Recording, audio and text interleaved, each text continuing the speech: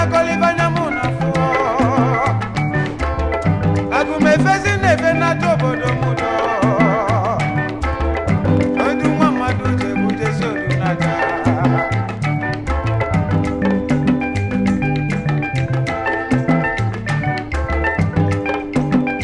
asina ngura mu mwefuri funo wano anyị ga-agbozi ndụ ọkụ mana nwada ebunya ụzọ amụdị ọbala nụ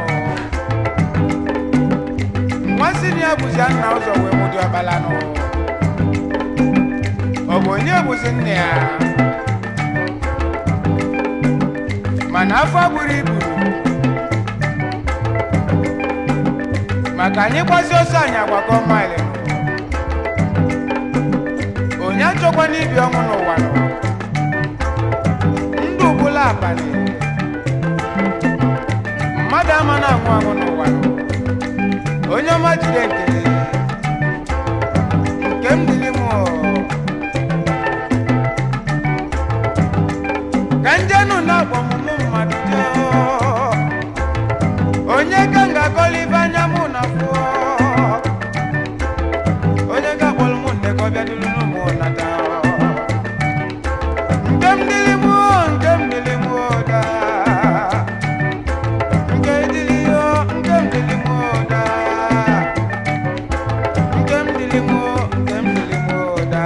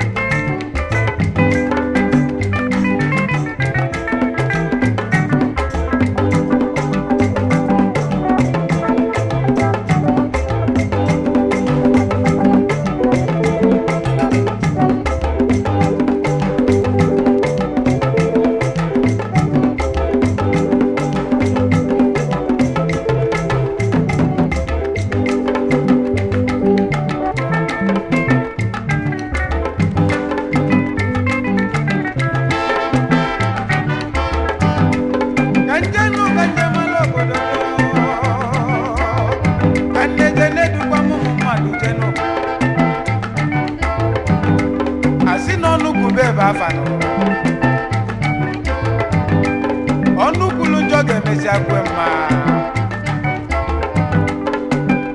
onye achọ n'ibi ọnwụ nke m dịrị m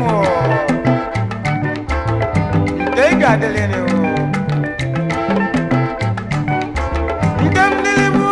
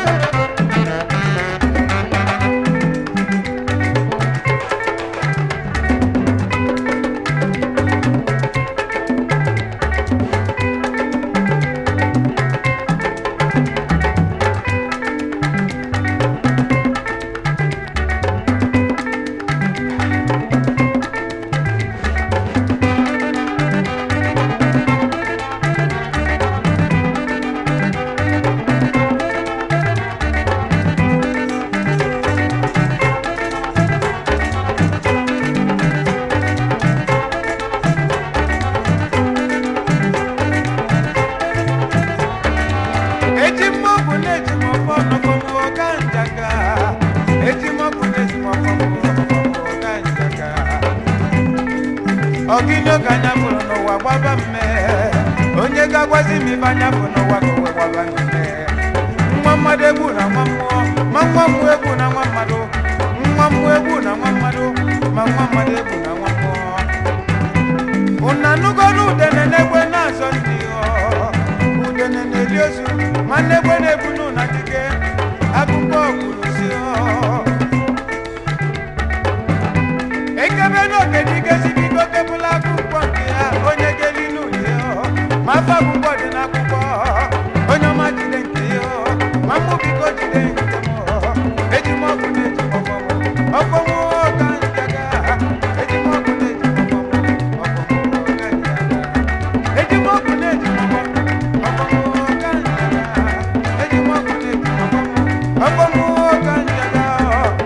ogini oganya bulu n'ụwa ka owe gbabazia n'ube nwa mmadụ egbu na nwa mmụọ ma nwa mmụọ egbu na nwa mmadụ nwa mmadụ egbu na nwa mmụọ ma nwa mmụọ egbu na nwa mmadụ eji m ọgwụ na-eji ọfọmụ ka njaga eji m ọgwụ na-eji ọfọmụ ka njaga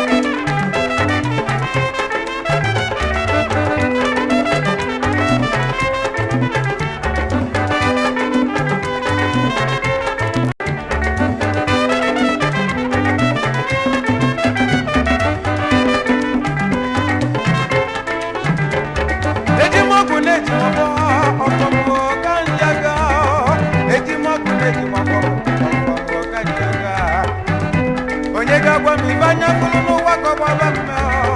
onye ga-agwazi m ibe anya fụrụ n'ụwa ka o wee gbabazie mme nwa mmadụ egbu na nwa mmụọ ma nwa mmụọ egbu na nwa mmadụ nwa mmụọ egbu na nwa mmadụ ma nwa mmadụ egbu na nwa mmụọ eji m ọgwụ na-eji ọfọmụ ka njaga eji m ọgwụ na-eji ọfọmụ ka njaga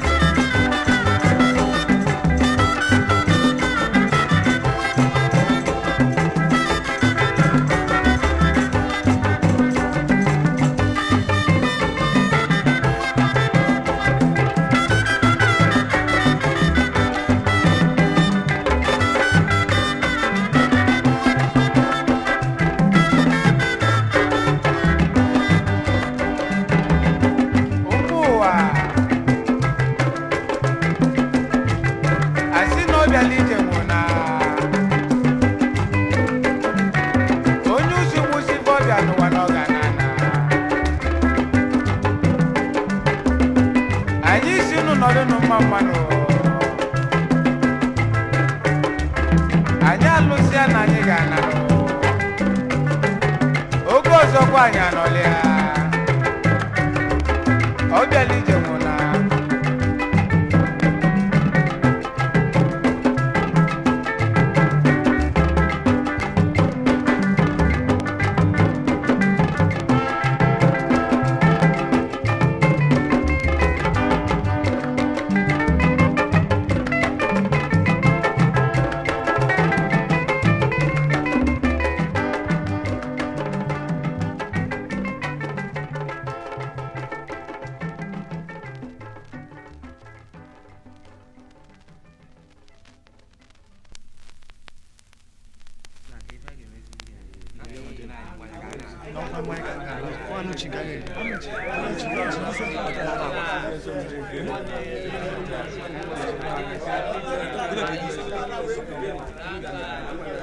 Hello, folks. Long time no see. Now it's sound time.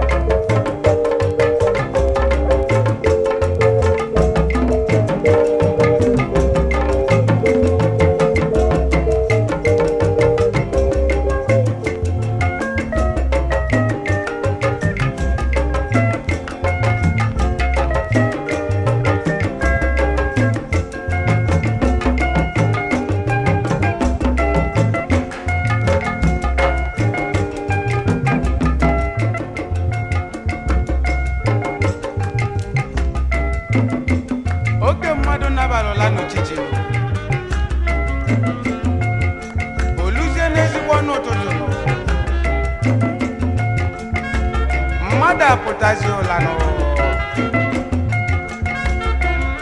Owelu kwa na aki anabali no Owelazi onu ane ekwoku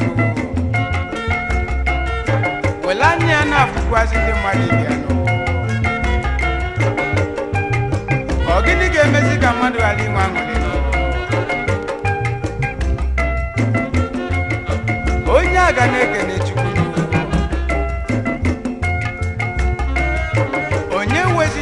n'ụwa nọ onye ga kwa Libya nọ n'ụjọ ka mma nwazi ndị nọzi n'afụfụ nụ mana fe welu nkasi obi wee sogbu ụwa nụ iwu abụrụ ululu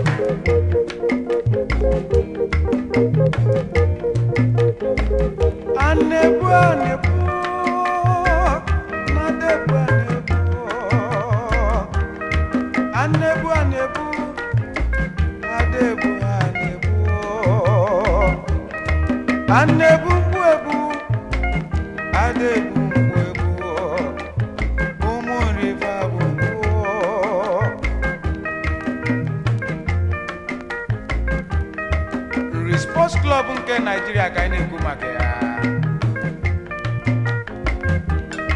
ụmụ nri bụ mgbunu ada ebu mgbu egbunu asị na anyị kọba mamịrị ọnụ ọbụ ọfụfụ ofu obi kumuri ji akpa ofu ọnụ okwu kava ji aga nụ ụmụ nri dị ụsọ anyị ekenebezi ibu ụmụ nri jikwụrụ nụ anyị akpọkwu eze nri nụ tabansi udene nri ji ma ọfọ nke igbo a onye ọma chibe anyị na anyị nyere ya ọfọ nụ ị ga-achị anyị lue na nka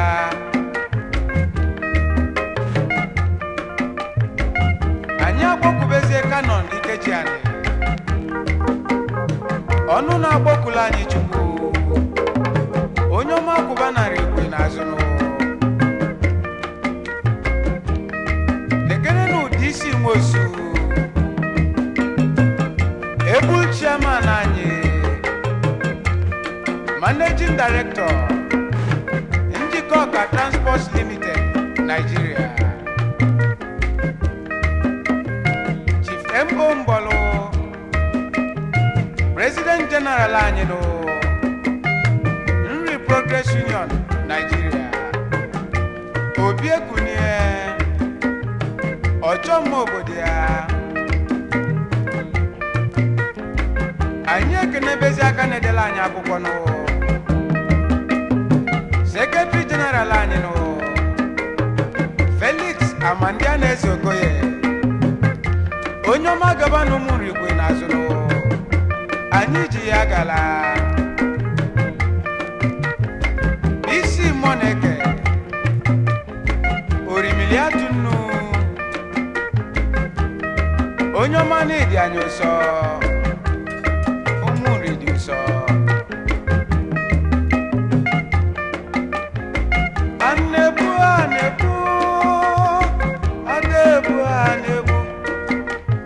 ụmụ nri fadị ụsọ ụmụ nri fadị ụsọ famebasi na faneme kanu kafasi emeke si ekwuo ofu okwu kafa ajaga ofu obi kafa ajibili ụmụ nri n'ụlọ dị ụsọ ụmụ nri n'ụlọ dị mma